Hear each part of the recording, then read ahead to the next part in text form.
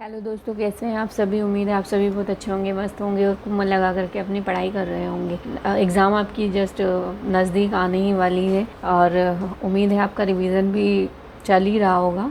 उसी बीच ये specially MP के जो महिला सुपरवाइज़र्स हैं, भविष्य में जो बनने वाले हैं, उनके लिए मैं ये क्लास लेकर आई हूँ, जिसके अंदर आज मैं इनके सिलेबस में 4 पार्ट दे रखे हैं। 4 पार्ट में से पार्ट नंबर 1 का जो न्यूट्रिशन वाला टॉपिक है वो आज हम करने वाले हैं।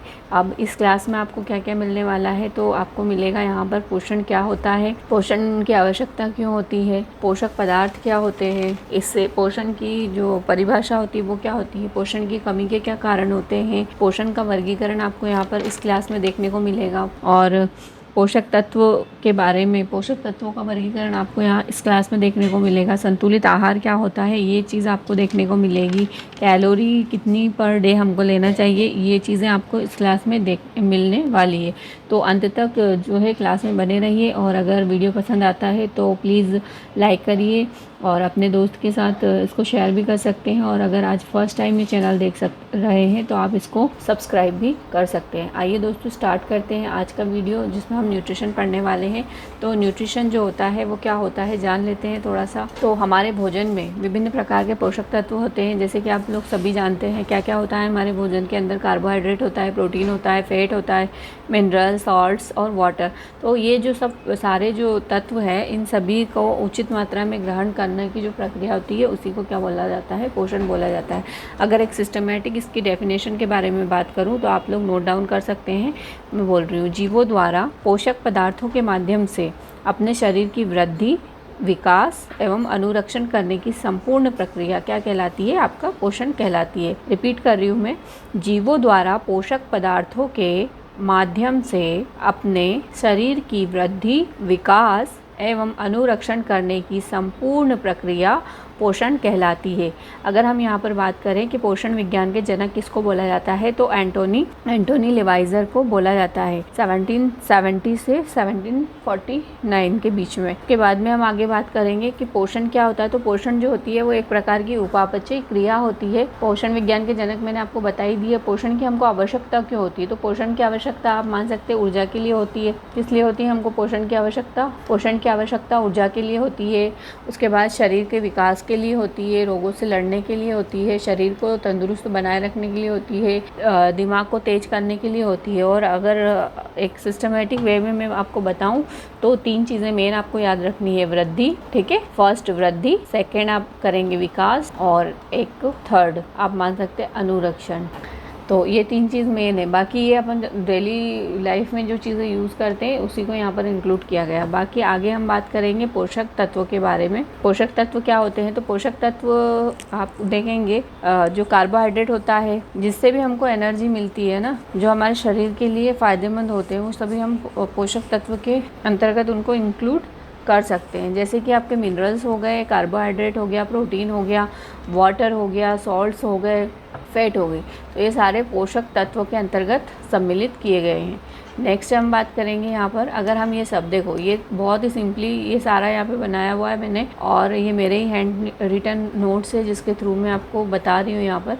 तो ये सारा हम अगर गेन करेंगे तो हमको क्या होगा, हमारे बॉडी को क्या मिलेगा, पोषण मिलेगा, है ना। समझ आ रहा है ना, कितना सिंपल सा है ये। उसके बाद आगे यहाँ पे कुछ डेफिनेशन दे रखी है कि चैम्बर्स डिक्शनरी के अनुसार पोषण की परिभाषा क्या हो सकती है। तो पोषण का अर्थ है एक्ट और प्रोसेस ऑफ नरिशिंग, अर्थात भोजन चूषक कार्य अथवा प्रक्रिया, जहाँ पर चूषक शब्द का अर्थ है कि भोजन के प्रमुख तत्वों को खींचकर शरीर का एक अंग बनाना। मतलब जो भी आपने खाया है उसके अंदर जो भी पोषक तत्व है उसको क्या कर लेना, सक कर लेना और बॉडी का जो है विकास करना, यही यहाँ पर बताना चाह रहा है। उसके बाद टर्नर के अनुसार क्या है, तो पोषण शरीर में होने वाली विभिन्न क्रियाओं का एक संगठन है जिसके द्वारा जीवित प्राणी ऐसे पदार्थों को ग्रहण और उपयोग करता है जो शरीर के विभिन्न कार्यों को नियंत्रित करता है, वृद्धि तथा शारीरिक टूट फूट की मरम्मत भी करता है। तो ये डेफिनेशन टर्नर के अनुसार हो जाएगी। नेक्स्ट यहाँ पे लिखा हुआ कि पोषण के अंतर्गत निम्नलिखित बिंदुओं पर ध्यान विचार जरूर करें। क्या करना है आपको कि पोषक तत्वों का सेवन हम क्यों करते हैं, खुद से क्वेश्चन पूछ सकते हैं। पोषक तत्वों का प्रतिदिन आहार में उचित मात्रा में होना क्या ज़रूरी है हमारे लिए या नहीं है, ये भी आप पूछ सकते हैं खुद से। तो इन पॉइंट्स को ध्यान में रखकर ही पोषण वाला जो टॉपिक है आपको पढ़ना है। पोषक तत्वों की कमी से शरीर में किन चिन्हों का दिखाई पड़ते हैं, तो ये चीज़ें आपको ध्यान रखनी है कि इनको मद्देनज़र रखते हुए ही आप ये टॉपिक पढ़ेंगे। फिर पोषण की कमी के क्या कारण हो सकते हैं, तो यहाँ पर है फर्स्ट नंबर पर जो दे रखा है कि खाद्य पदार्थों में पोषक तत्वों की पूर्ण मात्रा में कमी होना। उसके बाद भोजन के पाचन और अवशोषण के बाद पोषक तत्व रुधिर में प्रवाहित होते, किंतु विकृति के कारण इनको शारीरिक तंतु अपने में ग्रहण नहीं कर सकते। सामाजिक पाबंदियाँ और पारंपरिक तरीके, जैसे आखिरी में भोजन करना। जैसे जनरली आप देखते होंगे कि फीमेल्स जो होती हैं, पूरे घर के लोग खाना खा लेते हैं, उसके बाद में वो लोग खाना खाते हैं, तो अधिकतर ये होता है कि उनके लिए एंड में भोजन ही नहीं बच पाता है। तो कुछ ये भी कारण एक हो सकता है पोषण की कमी का, क्योंकि बच्चा कुछ चाहिए उनको खाना रहता है। और सभी में जनरली ज़्यादातर मैं बोल सकती हूँ 99% फीमेल्स में ये हैबिट होगी कि वो खुद के लिए नहीं बनाएगी। अगर आधी रात को भी दूसरों के लिए बनाना होगा ना, तो बिल्कुल तैयार हो जाएगी कि हाँ हम बना के दे देंगे भैया, सामने वाले को भूख लगी है। लेकिन अगर खुद की बारी आएगी, अरे ठीक है यार मैं थोड़ा पानी ज़्यादा पी लेती हूँ, ऐसे करके वो निकाल देती है। तो कुछ ऐसे रीज़न भी होते हैं। तो प्लीज़ आप अपने लिए भी सोचें, सामने वाले के लिए सोच रहे हैं आप, ये बहुत अच्छी बात है, लेकिन खुद के लिए भी जियो, खुद के लिए भी सोचो, तो ये आपके कुपोषण का कारण नहीं बनेगा। ये वाली आदत, परंपरागत जो आदत है, उसको ख़त्म करो। आंत में मौजूद सूक्ष्म जीवों के बीच असंतुलन के कारण भी पोषण की कमी हो सकती है। उसके बाद अगर आपके पेट में संक्रमण है तो वो भी एक कारण हो सकता है। अल्पाहार से पोषण का स्तर उपयुक्त नहीं रहता, इस अवस्था को न्यून पोषण कहते हैं। मतलब अल्पाहार यानी कि कम मात्रा में अगर आप भोजन ले रहे हैं तो उससे भी जो प्रॉपर आपको पोषण मिलना चाहिए वो नहीं मिल पाता है। अब यहाँ पे कुछ प्रकार यहाँ पे बताए हुए जंतुओं में पोषण के प्रकार बताए हैं, तो ये आप देख सकते हैं। थोड़ा सा स्पेस नहीं था, मैंने बहुत शॉर्ट में बता दिया, इसको मैं थोड़ा डीप में आपको एक्सप्लेन करूँगी। अगर आप कॉपी पेन लेकर बैठे हैं तो आप नोट डाउन इसको कर सकते हैं। तो पोषण जंतुओं में अलग प्रकार से पोषण होता है और पौधों में अलग प्रकार से होता है। ये यहाँ पे मैंने दिखाया हुआ भी है। तो ये जंतुओं का लिखा हुआ है यहाँ पर, और यहाँ पे लिखा हुआ है ये पौधों में पोषण का प्रकार है ना। तो जंतुओं का सबसे पहले मैं आपको बता देती हूँ। तो 3 प्रकार का पोषण जंतुओं में देखने को मिलता है: पूर्णभोजी पोषण, परजीवी पोषण और मृतोपजीवी पोषण।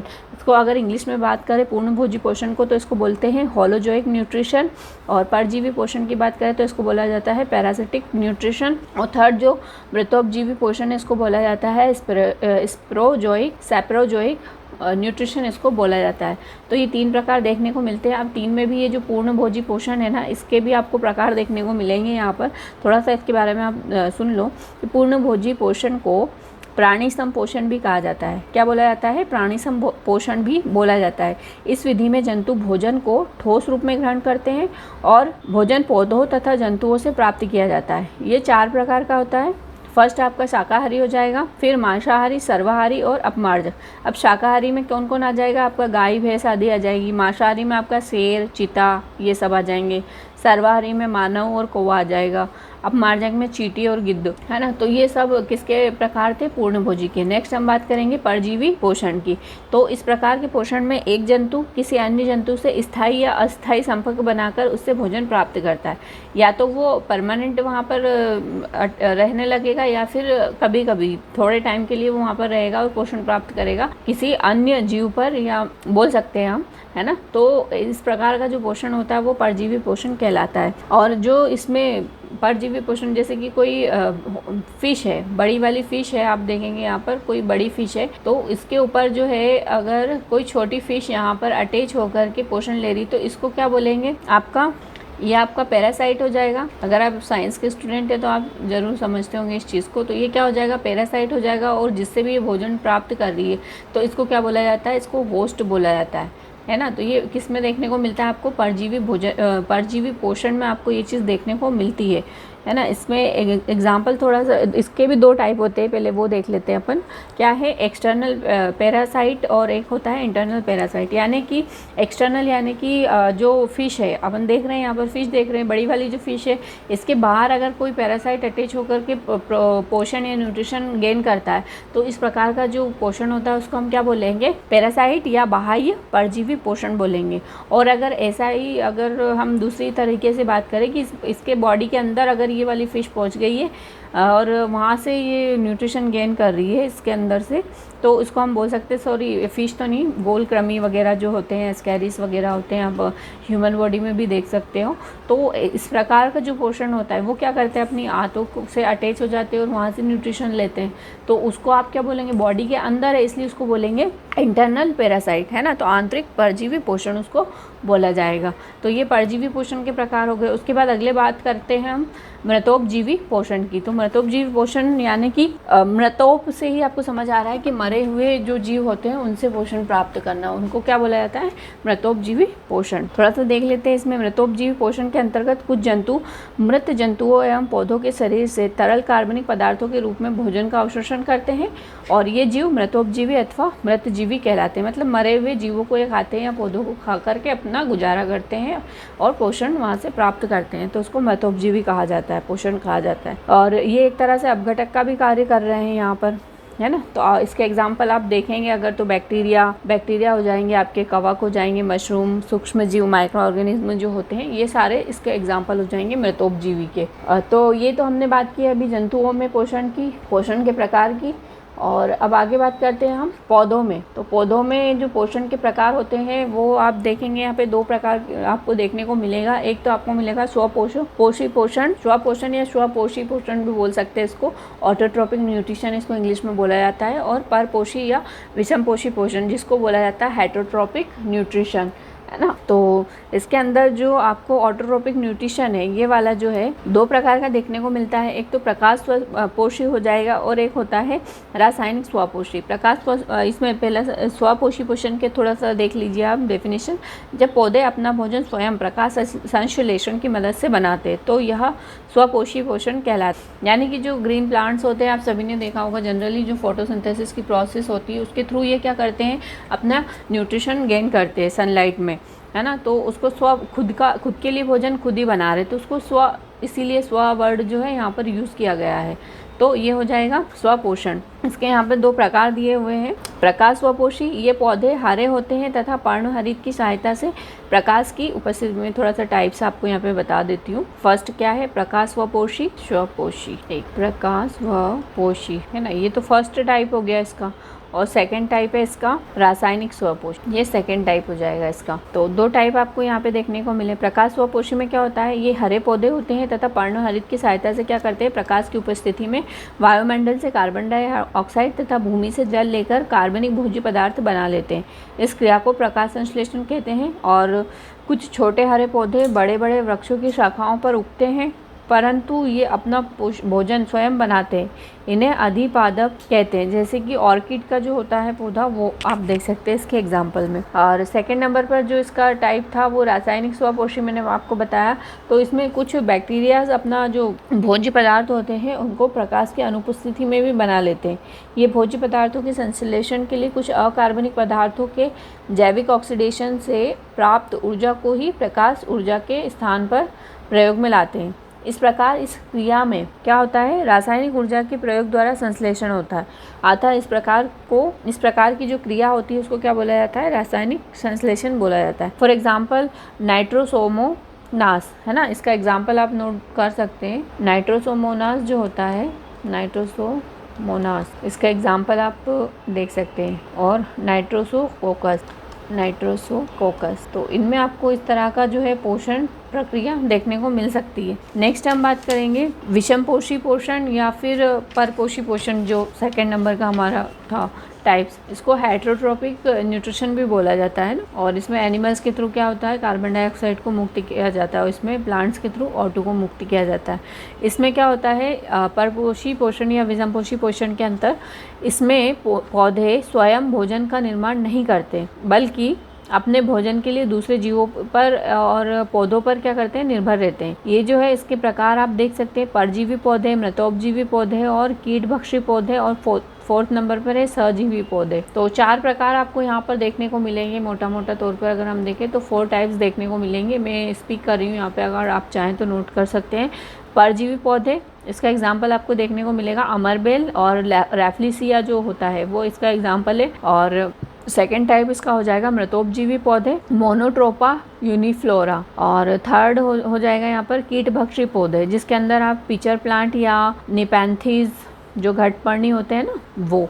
उसके बाद यूट्रिकुलेरिया, ब्लेड वर्ट जिसको बोला जाता है, डायोनिया इसका अन्य नाम है, वीनस फ्लाई और ड्रोसेरा। तो ये सारे कीटभक्षी पौधे के उदाहरण हैं। फिर सहजीवी पौधे सभी लोग जानते होंगे, इसका एग्जाम्पल लाइकेन और माइक्रोराइजा जो है इसका एग्जाम्पल हो जाएगा। उसके बाद आगे हम देख लेते हैं क्या दिया हुआ है, पोषक तत्व या पदार्थों का वर्गीकरण। पोषक पदार्थ या पोषक तत्वों का वर्गीकरण यहाँ पे हमको देखने को मिलेगा। तो इसमें हम देख लेंगे, मोटा मोटा तौर पर देखा जाए तो 2 प्रकारों में इसको विभाजित किया गया है यहाँ पर, कार्बनिक और अकार्बनिक पोषक पदार्थ। कार्बनिक पोषक पदार्थ और यहाँ दे रखा है अकार्बनिक पोषक पदार्थ। इंग्लिश में अगर हम बात करें तो इसको बोला जाएगा ऑर्गेनिक सब्सटेंसेस और इसको बोला जाएगा इनऑर्गेनिक सब्सटेंसेस। ऑर्गेनिक में भी इसको, ऑर्गेनिक को भी 2 टाइप्स में यहाँ पे डिवाइड किया हुआ है, फर्स्ट एंड सेकंड। इसको मैक्रो न्यूट्रिएंट्स और माइक्रो न्यूट्रिएंट्स। मैक्रो को हिंदी में बोला जाता है वृहद, क्या बोला जाता है, वृहद है पोषक पदार्थ, और आपका माइक्रो हो जाएगा सूक्ष्म पोषक पदार्थ। तो ये 2 टाइप्स हो गए। अब इसके अंदर कौन कौन आ जाएगा अपन देख लेते हैं यहाँ पर। तो आपका कार्बोहाइड्रेट, प्रोटीन, फैट और लिपिड ये सब किसके अंतर्गत आते हैं, वृहद पोषक पदार्थ के अंतर्गत आते हैं। और माइक्रो न्यूट्रिएंट्स की अगर हम बात करें तो इसके अंदर आपका विटामिन जो होते हैं ये माइक्रो न्यूट्रिएंट्स के अंतर्गत आ जाएंगे। फिर हम यहाँ देख लेते हैं अकार्बनिक पोषक पदार्थ। तो इसके अंदर आपको देखने को मिलेंगे मिनरल, सॉल्ट, आपका जो है कैल्शियम हो गया, पोटेशियम, सोडियम, फास्फोरस, क्लोरीन, रेशेदार जो भोजन होता है वो आपका वाटर हो जाएगा। तो ये सारी जो चीज़ें होती है ये किसके अंतर्गत आती है, अकार्बनिक पोषक पदार्थ के अंतर्गत आती है। नेक्स्ट देख लेते हैं यहाँ पर एक और वर्गीकरण दिया हुआ है, कार्यात्मक उपयोगिता के आधार पर पोषक पदार्थों का वर्गीकरण। या संतुलित आहार के घटक कौन कौन से होते हैं ये भी आप इसमें इंक्लूड कर सकते हैं। तो यहाँ पे हम देखेंगे तो इसमें एक ये साइकिल बना के रखा हुआ है, तो उसमें क्या रिक्वायरमेंट होती है और उसके लिए कौन फुलफ़िल करता है उस रिक्वायरमेंट को, वो इस चार्ट के थ्रू या इस डायग्राम के थ्रू जो है बताया गया है ना। चार्ट नहीं बोलेंगे, डायग्राम बोलेंगे। तो डायग्राम के थ्रू यहाँ पर आपको बताया गया है। तो शरीर का निर्माण करने वाला पोषक पदार्थ क्या होता है, तो वो होता है आपका प्रोटीन। फॉर एग्जाम्पल जैसे आपको कहीं चोट लगती है ना, घाव बन जाता है, तो उस घाव की मरम्मत के लिए आपको किस चीज़ की ज़रूरत होती है, तो प्रोटीन की आपको रिक्वायरमेंट होती है। ऐसे अगर आप बीमार हो रहे हैं और आपको बीमारी से जो प्रतिरक्षा प्रदान करता है तो वो आपको कौन करते हैं, आपको मिनरल्स और विटामिन्स आपको ये जो है प्रोवाइड करवाएंगे। उसके बाद उपापचयी क्रियाओं को कंट्रोल करने वाले न्यूट्रिएंट्स कौन से होते हैं, तो आपका विटामिन्स हो जाएगा, वाटर आपका है ना, मिनरल्स और रेशेदार भोजन। तो ये सब आपका क्या करेंगे, उपापचयी क्रियाओं को कंट्रोल करने में हेल्प करेंगे अगर ये सब आप अपने फूड में शामिल करते हैं। और कार्बोहाइड्रेट और फैट क्या करते हैं, तो ये ऊर्जा प्रदान करने वाले पोषक तत्व होते हैं। सबसे ज़्यादा अगर एनर्जी मिलती है तो वो आपको किससे मिलती है, फैट से मिलती है, देन कार्बोहाइड्रेट से मिलती है। तो ये आपको एनर्जी देगा, आपकी बॉडी की ग्रोथ इससे नहीं होगी, बस आपको एनर्जी मिलेगी, आप काम करते रहोगे। अगर आपको बॉडी की ग्रोथ चाहिए तो आपको प्रोटीन लेना पड़ेगा, और अपना इम्यूनिटी जो है बूस्ट करना है तो उसके लिए विटामिन और मिनरल्स लेना पड़ेंगे। तो आगे बात करेंगे हम संतुलित आहार की रासायनिक संगठन के आधार पर वर्गीकरण, है ना, पोषक पदार्थों का। तो इसमें आपका आ जाएगा C फॉर कार्बोहाइड्रेट, फिर प्रोटीन, फैट, विटामिन, मिनरल्स, और ये आपका हो जाएगा फाइबर वाला जो फूड होता है वो, और ये वाटर। तो ये प्रकार आपके यहाँ पे देखने को मिलेंगे रासायनिक संगठन के आधार पर। तो 1 2 3 4 5 6 7 प्रकार आपको देखने को मिलेंगे रासायनिक संगठन के आधार पर पोषक पदार्थों के। नेक्स्ट बात कर लेते हैं हम संतुलित आहार की। तो संतुलित आहार किसको बोलते हैं, एक संतुलित आहार वह है जो आवश्यक मात्रा और उचित अनुपात में सभी पोषक तत्वों को प्रदान करता है। इसे 4 मूल भोजन समूह में के मिश्रण में आसानी से प्राप्त किया जा सकता है। किन 4 में, 1 नंबर पे ये मान लेते हैं अपन, सेकंड ये हो जाएगा अपना थर्ड, और ये आपका हो जाएगा फोर्थ। यानी कि अगर ये आप मान के चलो ये आपके भोजन की थाली है और अगर इसके अंदर ये सारी चीज़ें हैं तो उसको आप बोल सकते हैं कि ये संतुलित आहार है। तो अनाज, बाजरा या दाल, तो उसके बाद सब्जी या फल, दूध के प्रोडक्ट, अंडा, फिश, तो ये सारे आपके प्रोटीन के सोर्सेस। आप अगर ऊपर ही मैंने समझाया आपको, ये सब प्रोटीन के हो जाएंगे, ये आपके विटामिन्स और मिनरल्स के सोर्सेस हो जाएंगे। उसके बाद ये आपके फैट के सोर्सेज हो जाएंगे, ये आपके कार्बोहाइड्रेट के हो जाएंगे, है ना। और जो भी लिक्विड अगर आप ले रहे हो तो वो आपका वाटर का काम करेगा यहाँ पर, है ना। तो ये अगर आपकी थाली में ये सारी चीज़ें हैं तो ये आपके लिए एक संतुलित आहार का काम करेगा। और कोशिश कीजिए कि आपके ये चारों जो कॉलम है ये फुलफिल हो, चाहे थोड़ा थोड़ा लेकिन सभी होना चाहिए। ऐसा नहीं कि बस आप दाल और रोटी खाए जा रहे हो। तो दाल और रोटी खाएंगे तो दाल से तो आपको प्रोटीन मिल जाएगा। क्या मिल जाएगा? प्रोटीन मिल जाएगा। और अगर आपने रोटी खाई है यानी कि आपको रोटी से क्या मिल जाएगा? कार्बोहाइड्रेट मिल जाएगा। तो 2 ही पोषक पदार्थ आपको मिल पाएंगे यहाँ पर, बाकी के कहाँ से लेकर आओगे? और वो अगर नहीं ले रहे हो तो बीमार होना तो तय है। तो इसीलिए अपनी जो थाली है उसको फुलफिल करना बहुत ज़रूरी है। नेक्स्ट यहाँ पे हम देख लेते हैं बैलेंस डाइट जो है उसके ये तो मैंने आपको बता दिया ऊपर। उसके बाद यहाँ पर है कैलोरी। कैलोरी कितनी क्या मिलती है? तो कार्बोहाइड्रेट अगर आप ले रहे हैं तो 50 to 60% आपको यहाँ पे मिलेगी प्रोटीन से, 10 से 15% और फैट से आपको 20 to 30% कैलोरी देखने को मिलेगी। कैलोरी क्या होती है?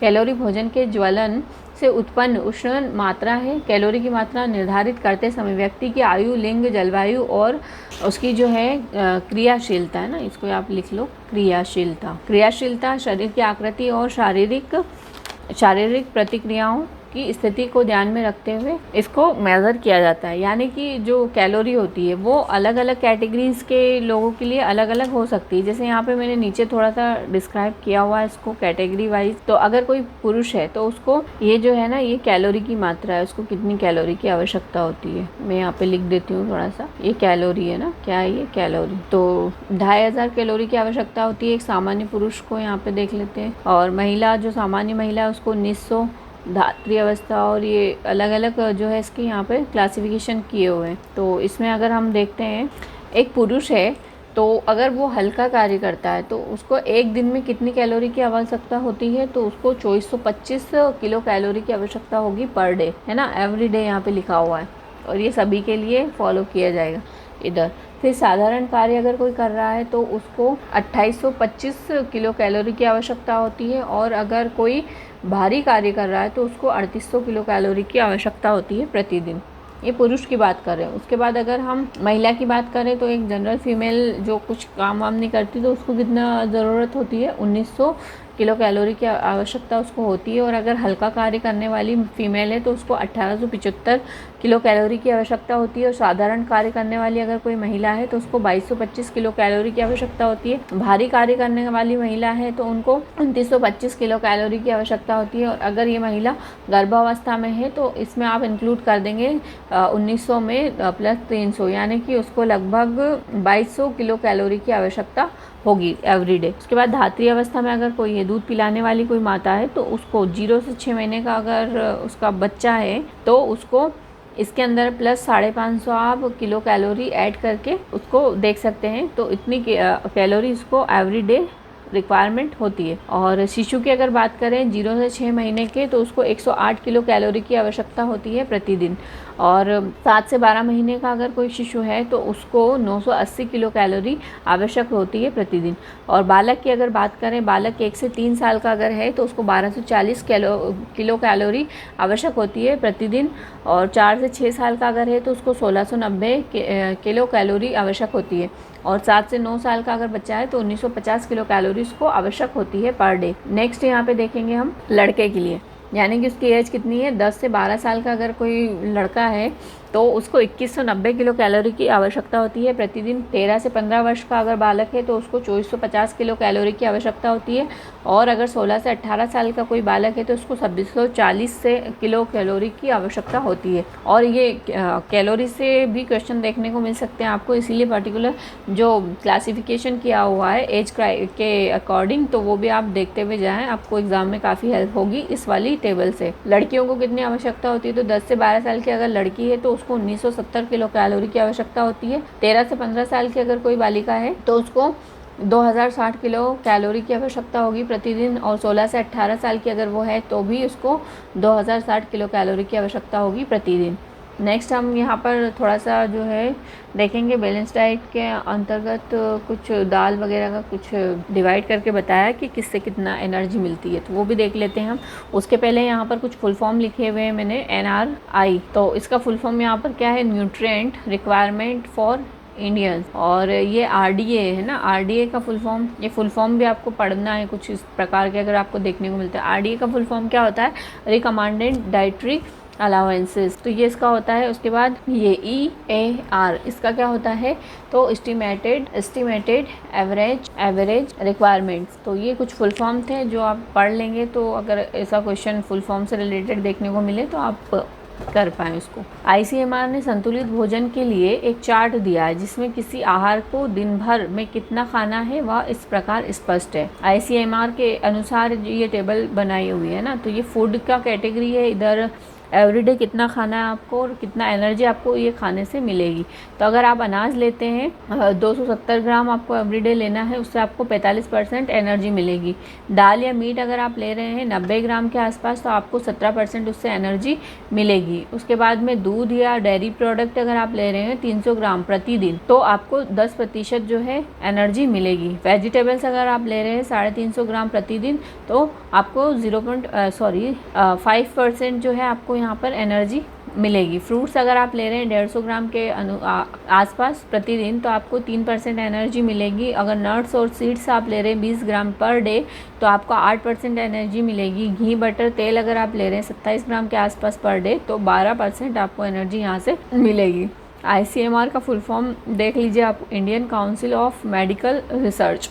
अब यहाँ पर एक बात बोलना चाहूँगी मैं कि ICMR की रिपोर्ट है तो वो ज़रूर पढ़ लें आप, और इसके अनुसार क्या, ये तो मैंने थोड़ा ऊपर का आपको बता दिया है कि क्या खाने से कितना क्या एनर्जी मिलेगी, कितनी आवश्यक होती है पर डे, ये तो मैंने आपको बता दिया है। लेकिन इसके पहले मैंने ऊपर आपको ये कैटेगरीज जो बताई थी यहाँ पर, जैसे कैलोरी वाले, उसमें पुरुष की, महिला की, धात्री अवस्था वाली माताओं की, शिशुओं की, बालक की, बालिका की, तो किशोरियों की, तो ये सब आप है ना ICMR रिपोर्ट के अनुसार एक बार ज़रूर देख लेना कि उसमें क्या दिया हुआ है।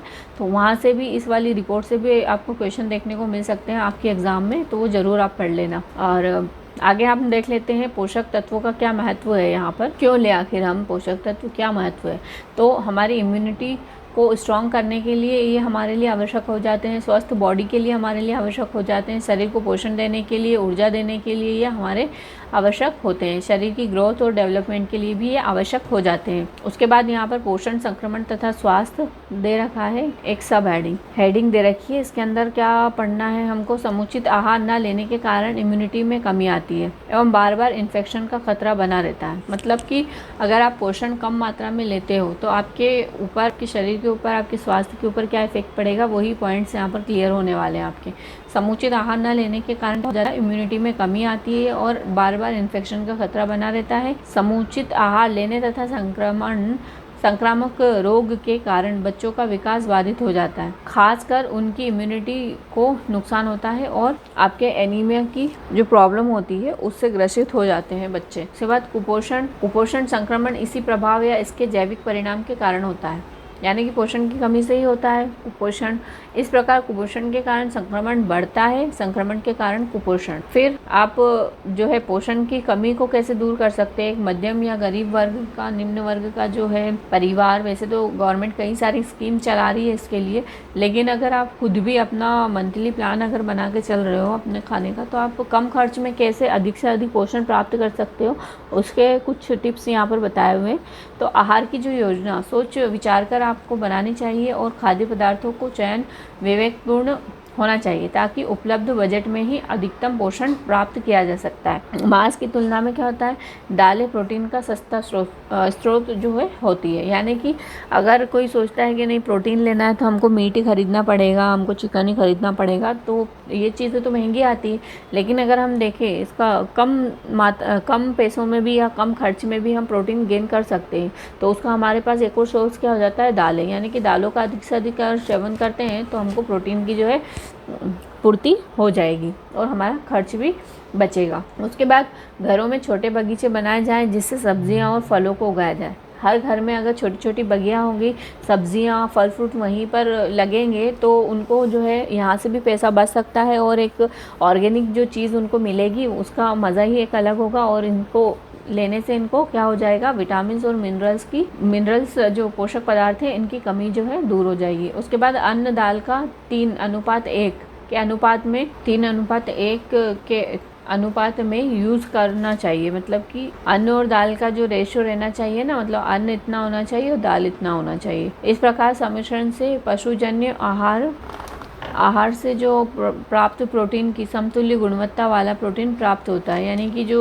दूध वगैरह है ना, वो भी आप यहाँ पर इंक्लूड कर सकते हो। और एग्जाम्पल में आप यहाँ देखेंगे खिचड़ी, मिस्सी रोटी, आटे में बेसन या फिर सोयाबीन के आटे का समावेशन करना। यानी कि अगर प्रोटीन को आपको पूर्ति करना है तो आपके पास एक ऑप्शन ये होता है कि अगर आप गेहूँ पिसवाते हैं ना, तो उसके अंदर आप सोयाबीन मिला सकते हैं। तो सोयाबीन भी एक प्रोटीन का सोर्स होता है ना। जब आप इसका बनाएंगे मिक्सचर, तो उसके अंदर आपके कार्बोहाइड्रेट के साथ साथ प्रोटीन भी मिक्स हो जाएगा, और ये जो सोयाबीन है ये भी इतना एक्सपेंसिव आपको नहीं लगेगा। तो यहाँ से भी आप ये भी तरीका आजमा सकते हो। उसके बाद खिचड़ी एक ऑप्शन हो जाती है कि हम जो खिचड़ी बनाते हैं ना, तो चावल और दाल वगैरह मिक्स कर लो उसके अंदर, चावल के अंदर। तो दालों में सभी जानते प्रोटीन होता है, तो ये भी एक अच्छा सोर्स हो सकता है और सस्ता सोर्स हो सकता है। मिस्सी रोटी हो सकती है ना, बेसन। तो ये सारे जो थे इसके कम खर्च में कैसे अधिक से अधिक पोषण प्राप्त किया जा सकता है, उसके कुछ तरीके दिए हुए थे। तो